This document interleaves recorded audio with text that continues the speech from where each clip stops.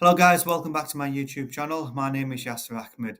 So we will continue looking at chapters from the ICT IGCSE course, and in this video we're looking at storage devices and media, which is chapter 3. So what is a storage device and what is the storage medium? So let's have a look at this picture here. So in this picture here we have the optical disk drive, which would be the storage device, which can read and write data to and from a storage medium. And then the storage medium is a physical device that receives and retains electronic data. So in this case, it would be the optical disk. So it looks like this is a CD-ROM. Sometimes the storage device is fixed, okay, and sometimes the storage medium is removable, so from the device. So as you can see in this example, the CD-ROM can be taken out of the device. So what is the purpose of using storage devices and media? So it is used to store data over a long period of time. So if you think back to random access memory, RAM, every time you restart the computer, you would lose that data. So RAM is volatile. With backing storage is non-volatile, which means data will not be lost if the computer is turned off. And why do we use storage devices and media? Normally to store application software, system software. It could be files, could be work-related, could be personal files, such as pictures, videos, maybe games, etc. So here are obviously examples of things that we may want to save onto our storage mediums. Okay, and you've got different types of applications here as well. Right, so let's have a look at the first type of storage device. So magnetic storage devices. And the most obvious one that we can think about is going to be the fixed internal hard disk drive. So this is a main backing storage device used by computers to store your operating system, system files, applications, and any other files, documents, images, videos and audio, etc. So in your computer, you'll have either a hard disk drive or a solid state drive, which we'll be coming to later on. So the solid state drive, actually, let me show you. Here we are. We are going to be looking at this. Can also be the primary backing storage device in your computers, most commonly used in laptops since it's more compact in size. But let's have a look at the hard disk drive for now. Okay. So the advantage to the hard disk drive is less likely to break as it's fixed inside of your computer. It has high storage capacities compared to external drives. So always look to compare against something else. If you want a direct comparison to solid state drives, it's cheaper per gigabytes. So the solid state drive may be more expensive to purchase. This is more cheaper per gigabyte. And the hard disk drive will also last longer than the solid state drives. Okay, because solid state drives have a limited read and write operation. So over a period of time, these drives may stop working. However, the disadvantage with the hard disk drives is it has more moving parts. So the solid state drives have no moving parts. You can see here, this has moving parts. So one of these moving parts stops working, then hard disk drive will stop functioning. If you're not shutting down your computer properly, so incorrect shutdown procedures could also cause the hard drive to malfunction. Normally when you start up the computer, the hard disk drive has a slower boot up compared to the SSDs and slower read and write speeds as well compared to the SSDs. Okay, so magnetic storage media devices store data in the form of tiny magnetized dots. And these dots are created, read, and erased using magnetic fields created by very tiny electromagnets. Magnets. Okay, you can also have removable magnetic storage devices. So you can have a portable hard drive. This can also be a solid state drive. And again, this device can be connected to a computer using a USB port. And external hard drives can be used to store personal backup data and can be used to transfer files between computers and devices. So the advantage to these portable hard drives is you can transfer files between computers, so it's portable. You do have a high storage capacity compared to optical discs or maybe USBs as well, USB drives. However, disadvantage would be more prone to errors than fixed hard drives, because every time you're using these removable hard drives, you have to eject it exactly according to procedures. If you just pull out the cable, it could cause damage. Okay, and in time they may not be able to be read from.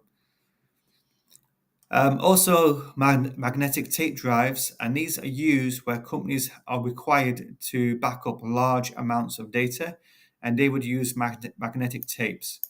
So you can normally store large amounts of data, up to 1 terabytes per tape cartridge, and magnetic tapes have much longer lifespan and can stand up to heat more.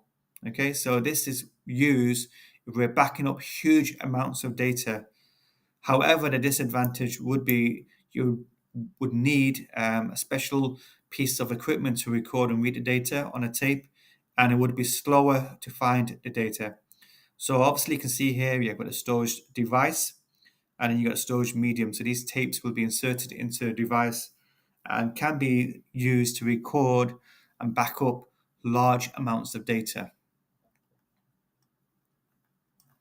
Okay, we also have optical drives. Okay, so we can have CD-ROMs, DVD-ROMs, and Blu-rays, and these go up in capacity. So I think CD-ROMs are like 700 or 730 megabytes.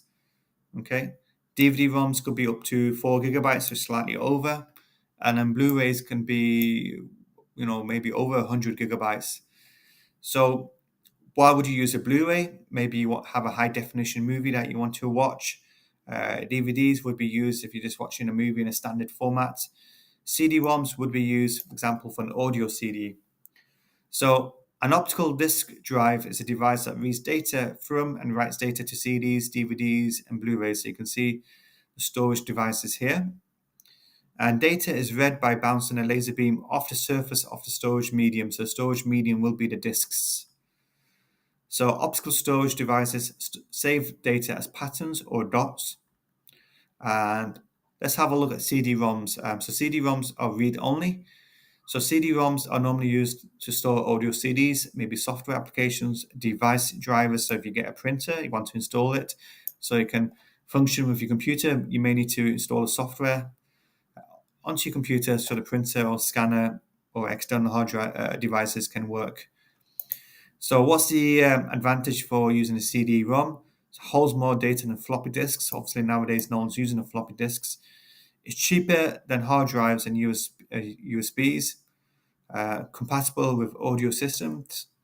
However, the disadvantage would be the data transfer rate is slower compared to other storage mediums. So if anyone's tried to burn an audio CD, it does take maybe 10, 15 minutes.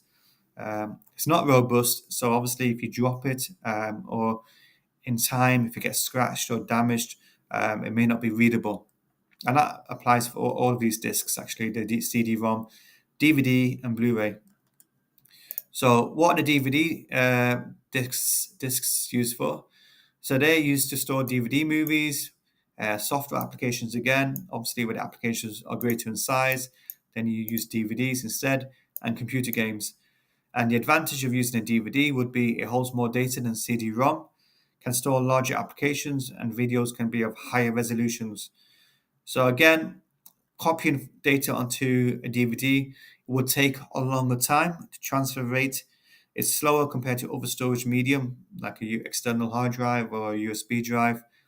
And you have to buy a separate DVD player as well to be able to run any content from a DVD disc. And a Blu-ray uses a blue laser instead of a red laser. Blu-rays discs are normally used to store high-definition movies or large software or game applications. And a larger storage capacity is used to store high-definition content. Access speeds are greater than other optical mediums. However, the Blu-rays are going to be more expensive compared to the other optical media. And again, a separate player would be required to run a Blu-ray disc. So you can't put this disc here into a CD-ROM, it just wouldn't work. So maybe in a computer system, you'd have to have different discs. The disadvantage to these optical drives is in now modern day computers or laptops, especially, you don't have optical drives installed or part of the laptop. So you may need to get an external optical drive to be able to run these disks. So here are some exam questions. Describe 3 differences between optical and magnetic backend storage. So optical data is stored using laser, whereas magnetic data is stored using magnetic fields. Optical has faster data access speeds. Actually, I think that's a mistake. It should be, I think, a magnetic backend storage has faster data access and transfer speeds. So I'm not sure why I've written that. So it should be magnetic. Magnetic media tends to store more data than optical media. So the magnetic storage devices tend to have a greater capacity to store more data. So that was a mistake here, guys. I think it's obviously quicker to store data onto magnetic storage devices compared to optical. So lesson for you guys, always go back and read your questions and correct your questions.